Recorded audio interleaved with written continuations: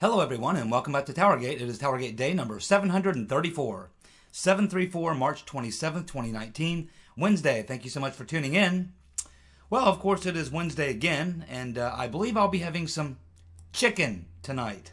I believe I'll be having chicken tonight for this Wednesday, March 27th. I may start going back to chicken on Wednesday. I'm giving it some thought. I'm going to have chicken tonight.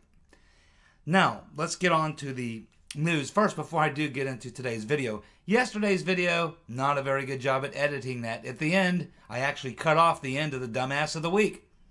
So, like I said last night, first place went to Uncle Bob the Executioner pretty comfortably. Comey rounded up the second place finisher, but we had a three-way tie for third place for Dumbass of the Week. It was between Rachel Madcow, the Bug-Eyed Fool, Adam Schiff, and the media. So Madcow, Schiff, and the media tied for third place. Comey in second. Uncle Bob winning the award for Dumbass of the Week. So there we go. Finally got that through. Now we're good. Now, let's talk about what's going on, what went on yesterday, I should say, on Tuesday. So it looks like Doug Collins has released the Papagalopolis transcripts from his testimony. And this occurred on the exact same day that Papagalopolis' book was released. The name of that book, if you want to pick it up, is Deep State Target. Now, I expect he'll be out on the media interview circuit.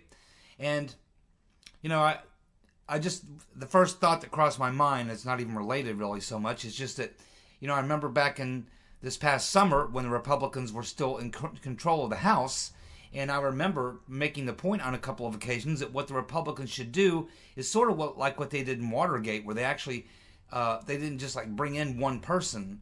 They set up a long table, and they had multiple players there. So they were able to go down the line and ask a question. This guy, oh, okay, well, wait a minute, that involves you. Ask this guy, ask this guy.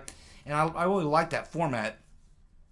And I remember back in the summertime when the Republicans still were going through this dog and pony show, I remember thinking, man, the most powerful thing that you have right now is the personal testimonies of the individuals who were infiltrated from the deep state coup. Papagalopolis, Carter Page, Michael Caputo, Roger Stone. They attempted Josh Miller, but they didn't get him. But, you know, all these people, and I really wish that at some point they would have had open hearings where they would have just let Page, Papagalopolis, and Stone, and anyone else who was contacted, maybe, what's his name, the guy who Halper used to bootstrap his way into getting to Papagalopolis, forget his name now, Sam Clovis. Sam Clovis would have been good, but they should have brought 5, 6 of these guys who were infiltrated by the deep state coup. They should have brought them in for public hearings and let them tell their stories. And they never did. Never did. I think that would have been something very good to do, and I still think it would be something good to do. But anyway, that's on just something that passed through my mind there. Let's get back to this. So anyway, so we got the Papagalopolis transcripts. Have not had time really to read them yet. I hope to do that in the next couple of days. It's like 276 pages. So it'll take some time to get through it. And of course, we've heard Papagalopolis now. He's been on a lot of shows, done a lot of interviews. I don't know if there's anything new in the book that we don't know. Maybe. We'll be certainly looking at that. I'm sure some excerpts from the book will be out there, and he will be doing interviews. So I expect that we're going to be getting some feedback here shortly on the transcripts as well as what's in his book. You know, it's funny, for the longest time, a lot of people wondered if Papagalopolis was, you know, working for the other team, if he was like an informant. And I never really believed that was true. I always thought he was just kind of, you know, someone who was an easy target. But of course, once you dig into more of his story, you realize that he was actually targeted before he joined the Trump campaign, and most of the reason that he was targeted was for the work that he was doing in the energy business, supporting some energy policies in the Middle East that were in opposition to the Obama administration. And that's probably what got him on the radar screen.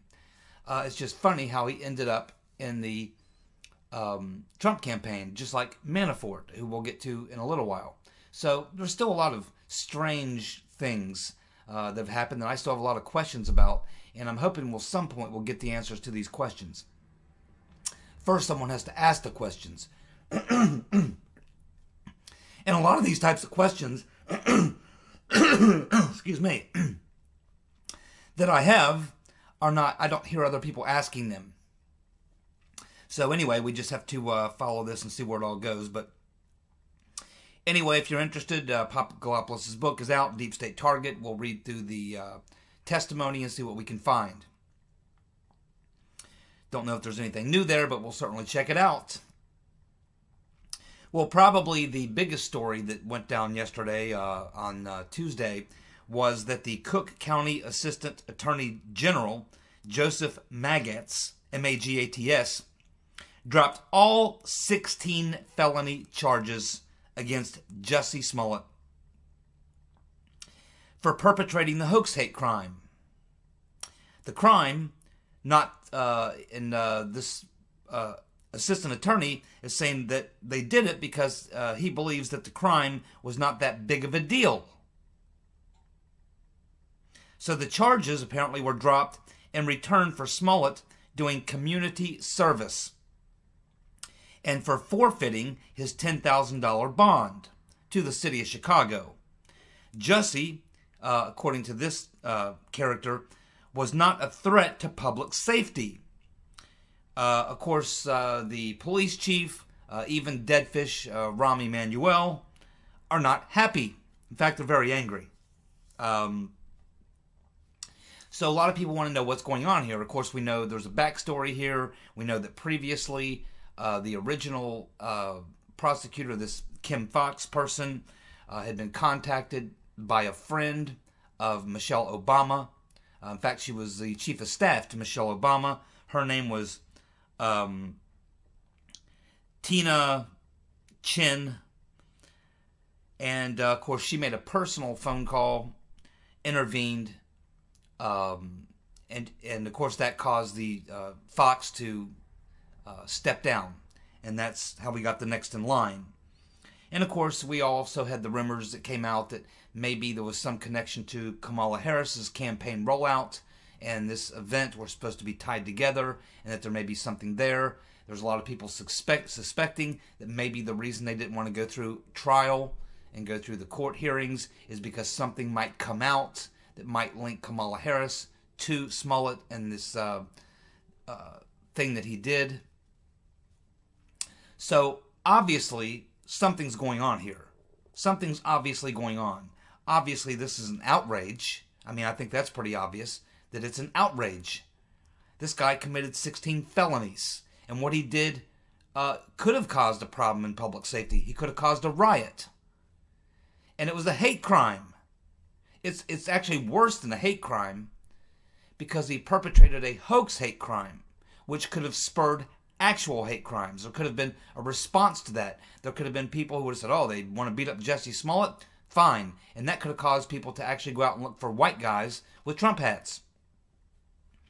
But what's probably the most disgusting and despicable aspect of this whole crazy scenario is that Smollett comes out after this and makes a statement, and now he's sticking to his guns.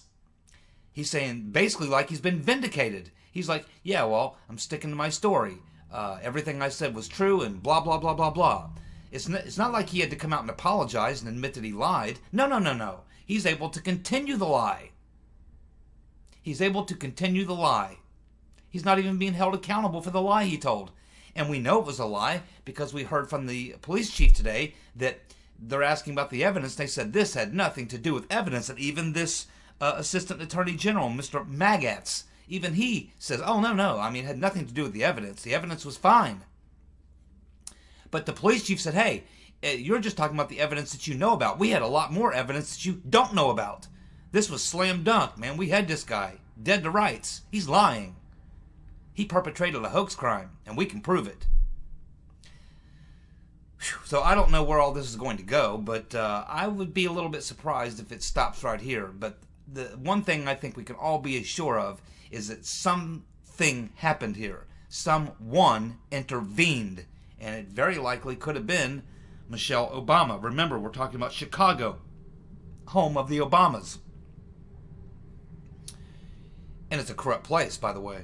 Everybody knows that.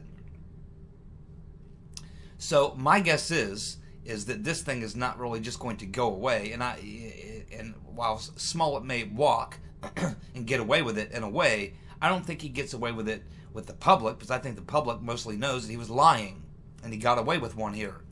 But I would expect that there's going to be people digging into this, because you cannot have something like this happen, really. I mean, it makes a mockery of the system of justice. So how can the next guy who actually pulls off a hoax, a hate crime, how does he not go into court with his attorney and use the Smollett case as a precedent to let him off? Based on what this guy says, wasn't a threat to public safety. Well, there's a lot of crimes that are committed that are not a threat to public safety, even though I believe this was. There's something going on here. Some meddling going on. Some people made some phone calls. Something was done here. Maybe political payoffs, cash payoffs, pressure, threats. Maybe this person's dirty. Maybe somebody's got something on them. It's hard to say exactly what is going on here, but it's not hard to say that something is definitely going on here. Something is definitely going on here, and I don't think this is just going to be where it ends. There's going to be a lot of people asking a lot of questions, and another side of me thinks, I wonder if this was a reaction, a knee-jerk reaction to Trump being exonerated the previous day. The previous Friday. You got to wonder if maybe because Trump was exonerated, this was a knee-jerk response by some liberal so-called law enforcement official who decided, hey, well, if Trump can be let off, then we can all be let off. It kind of has that feel to it. So anyway, we'll continue to follow if there's any follow-up to this, but it is quite pitiful, to be honest with you, and it's a mockery of the justice system, and it's outrageous. Best word I can think of, outrageous. So now I want to talk a little bit about an article which hasn't gotten too much play. I've heard nobody else talk about it, but it's a pretty good article that I stumbled onto. I haven't had a chance to comment on it yet, and it was from last week. It's just one of them things I didn't get to, but I've got a chance today. I want to talk about it as this article by Michael Goodwin, and it's not so much the whole article he wrote. It's just one particular thing that he says in the article that really kind of caught my eye here. He's going through this article, and he's talking about the miscarriage of justice and the FBI and DOJ corruption, and how Trump and the country were put through all this stuff. Okay, so we've read plenty of that. We all understand that. We all agree with that for the most part. But there's just something he said in there, kind of in an incidental fashion, which was he said that the dossier was supposed to be Hillary Clinton's October surprise. It was supposed to be the thing that would take Trump out a couple weeks before the election, because there's always an October surprise, especially with the Clintons. So, I do remember that having that conversation back at the time. It was a long time ago, but I do remember that kind of being kicked around, that maybe the dossier should have been the October surprise. But it was kind of left there and never gone back to it. But, I went back and I looked at my timeline and looked at all the things that were happening, and I gave this some thought, and I actually believe that Michael Goodwin is probably onto something here, and it's very likely that that's exactly what happened, because if you look at the texts and email conversations with Christopher Steele, and you look at the activities he was involved in with Glenn Simpson and their conversations, and you look at the text messages back and forth between Strzok and Page, and you look at all these other things that were going on, it certainly looks like what was happening was that the dossier probably was supposed to be the October surprise. It was supposed to drop sometime in October, because it really, bits and pieces of it did, but not the whole dossier and not the whole story. It was very, very watered down, very diluted. And the reason is because all these media organizations, of which we know there were dozens, which had the dossier and dossier information material pumped to them, none of them would publish it. None of them would publish it. So I think the idea is true that it was probably supposed to be the October surprise, but when they started pumping it out to all these media organizations, they looked at it and said, yeah, I mean, this is all good, but, we can't print this because we can't prove it. And if we print this without being able to back it up, we're going to be sued by the Trump campaign and probably everyone named in the dossier. So they were never able to publish it. And I think the original idea was that on the strength of Chrissy Steele, using his reputation, that his reputation as a former MI6 agent was going to be all they needed to give it the credibility it needed to get the media to publish. But, the media didn't know Christopher Steele. Most of the people in the media didn't. Some of them did. But still, even then, if they publish a story, they're now responsible for it. And so what they needed was some evidence. And if we look at what's going on, they start pumping out dossier information. It's going to all these media organizations, especially Isikoff, Yahoo News, David Korn, Mother Jones, Washington Post, New York Times, CNN. They're all getting this stuff, but no one will run with the story. And if you look at the text messages with Strzok and Page, and you look at Glenn Simpson, and you look at all the activities that were going on, you can see that there's this sense of urgency and even panic as they get into late October, realizing the election is coming up very, very soon, and they still can't get anyone to publish the dossier. Glenn Simpson even had to have Christopher Steele get on a plane and fly over to the States on at least 2, maybe as many as 4 occasions to personally meet with these media organizations because they weren't going to publish the dossier. And so Simpson's like, man, you got to get over here. You got to meet with these people personally. You got to sell them on this. And so he did. He came here and he tried to sell them on it. But when they got to the question of, okay, well, you need to give us your sources. You need to tell us, we have to have something we can prove it besides just, especially if, Steele wanted to remain anonymous. And they're like, man, we can't print this. You want to remain anonymous and you don't want to give us any of your sources. We have nothing to back up anything you're saying. Your credibility alone is not going to carry the day, especially if we can't cite you. So this is why the dossier couldn't get published. But I went back and looked at the unbelievable activities that were going on in those months when they were trying to pump the dossier out there from about the middle to latter part of July, because Steele first met with the FBI July 5th, started pumping out the memos about a week or 2 after that, and it went all the way through until Election Day. So here is just some of the activities that were going on during that time period. So you had Halper meeting with Carter Page in the UK at the London Centre on July 11th. You had Michael Caputo approached by Mr. Greenberg on the same exact day, July 11th. You had Robbie Mook claiming the Russians hacked the DNC on July the 24th. You had Crossfire Hurricane begin on July 31st. Strzok and Page and 3 others fly to London on August the 1st. That's the day after they started Operation Crossfire Hurricane, and it's suspected that they met with Alexander Downer. Not been proven, but it's been suspected. John Brennan briefs Harry Reid on August the 4th. The Washington Post reports that Brennan briefed Obama on the dossier on August the 10th. The Rotten Reverend Clinton accuses Russia of interfering in the election on September the 5th. Halper meets with Papagalopolis in London on September the 14th. The FISA court approves a request for a surveillance warrant on September 15th, and that's not the Carter Page one. The New York Times, Washington Post, and Yahoo were briefed on the dossier by Steele on September the 21st. The Shearer dossier appears on September the 21st. Isikoff publishes his report on the dossier on September 23rd. Hillary tweets about it an hour later, as does Podesta and one other campaign official. All within, in fact, Podesta's tweet actually came before. We covered that a couple weeks ago. The FBI meets with Christopher Steele in Italy on October 15th. The Right Reverend Clinton accuses Trump of being Putin's puppet in the debate on October 19th. Christopher Steele writes the last dossier memo on October 19th and gives it to the FBI. The first FISA on Carter Page, October 21st. David Corn gives James Baker the dossier on the 31st. The Clinton campaign issues a statement on Trump's Tower meeting on October 31st. Christopher Steele briefs the State Department officials in Washington, D.C. on October 31st.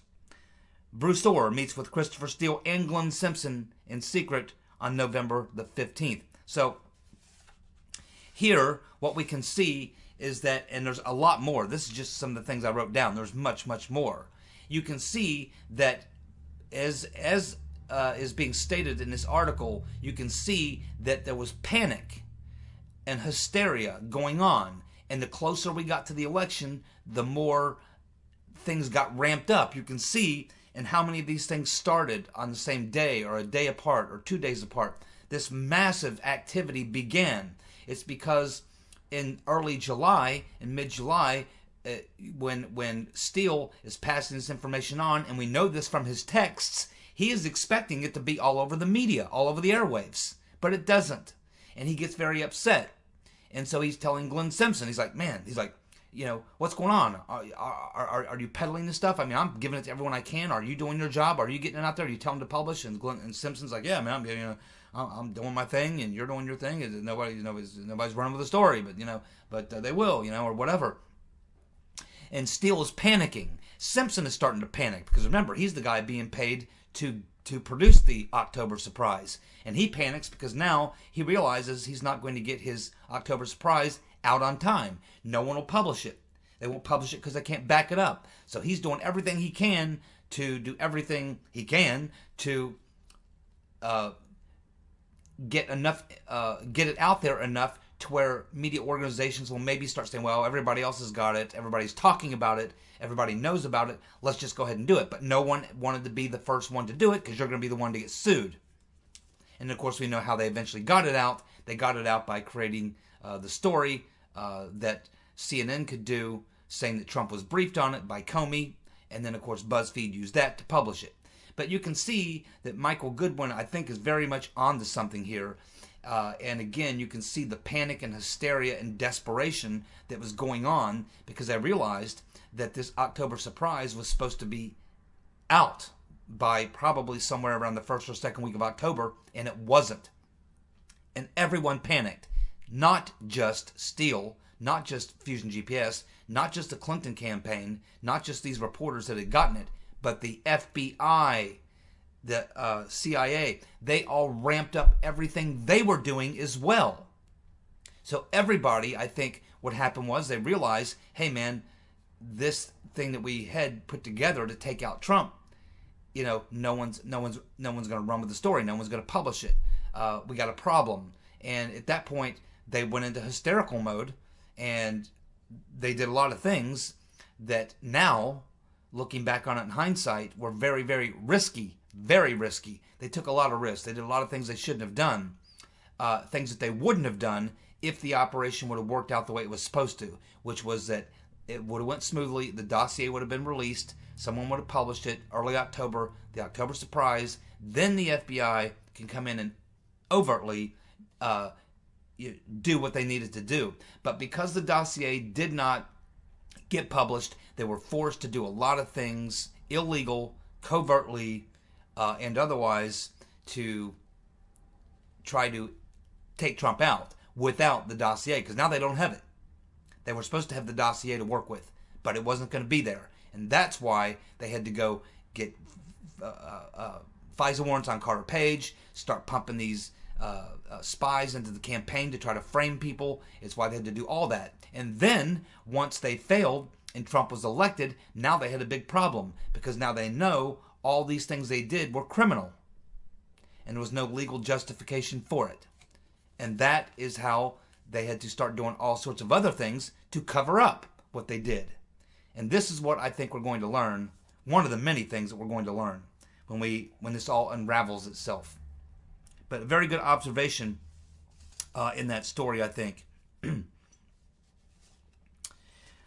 Okay, so let's move on to the next thing. So here's just kind of a thought that crosses my mind.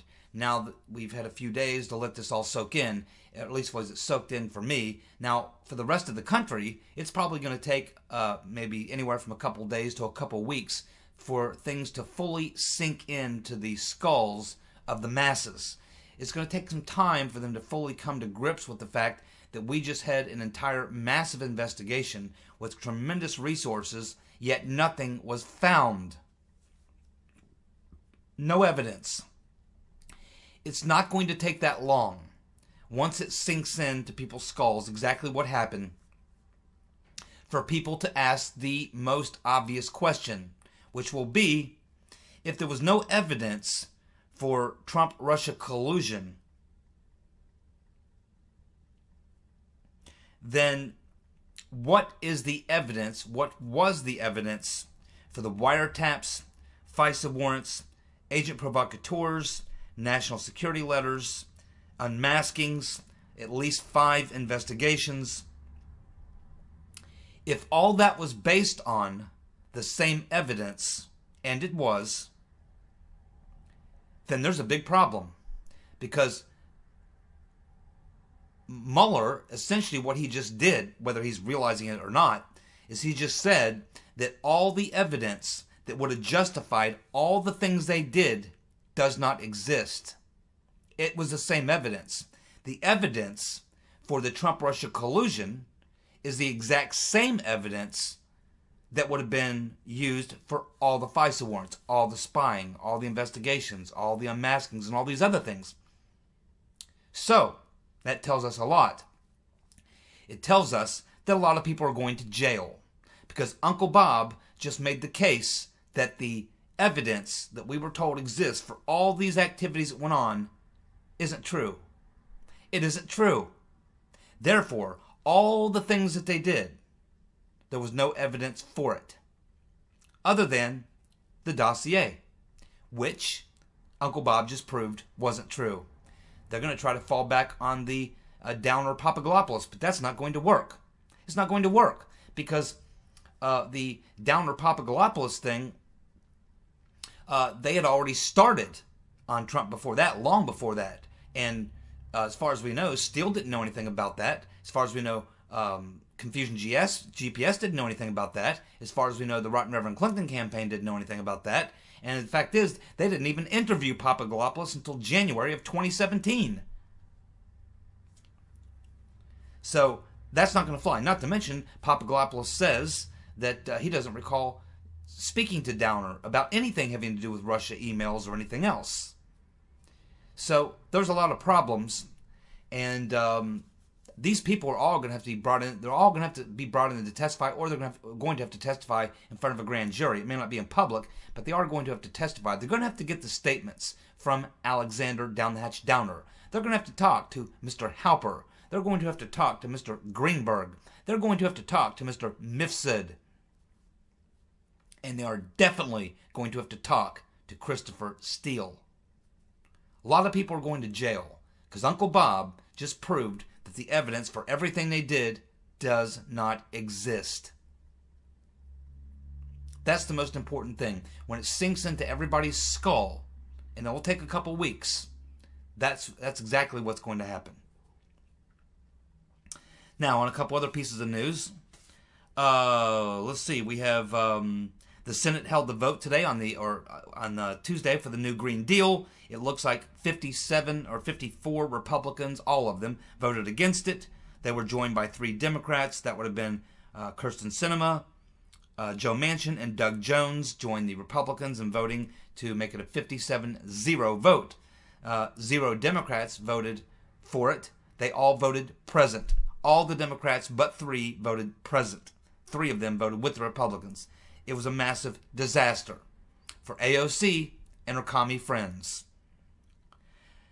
Elizabeth Warren was on a campaign stop, and a reporter ran up to her. She was trying to catch a train and ask her about her thoughts on the Mueller report, other than saying that, well, it needs to be made public or whatever. But she then told the reporter, she goes, I've been talking to people campaigning out here. I'm talking to lots of people. Not a single person asked me about the Mueller report. No one cares about the Mueller report, according to Elizabeth Warren.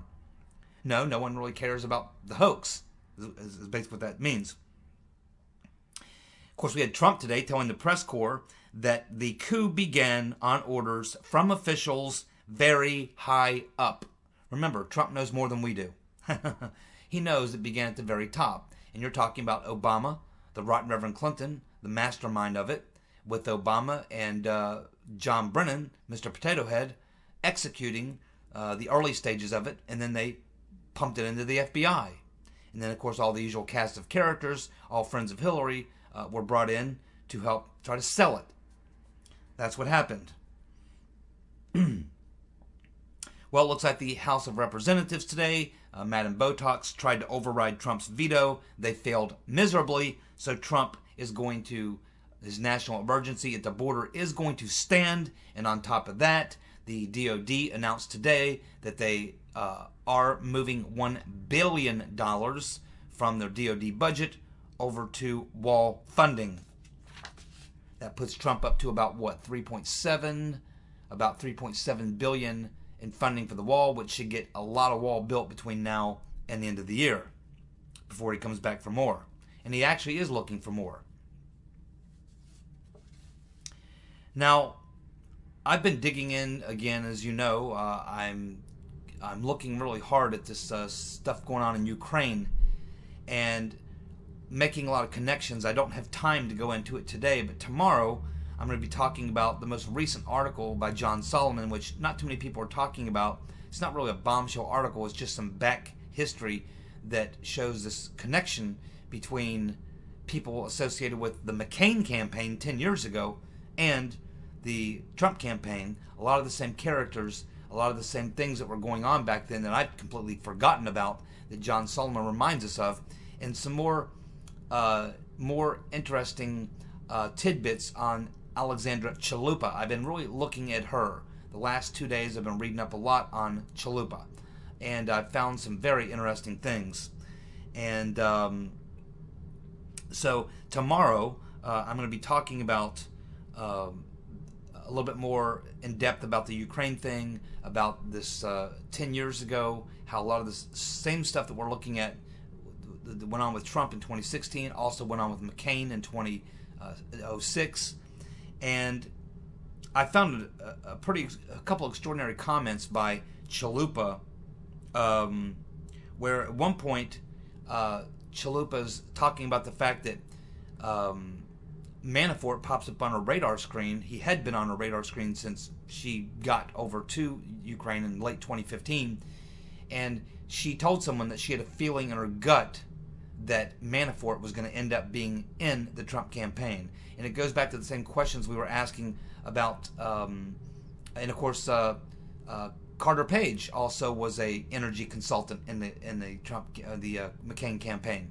So these are some fairly interesting things we're going to dig into tomorrow, try to get a better grip on that. But it's just kind of funny that she's telling someone before Manafort even came into the Trump campaign, she said she had a feeling in her gut that Manafort was going to end up in the Trump campaign, and all of a sudden he does.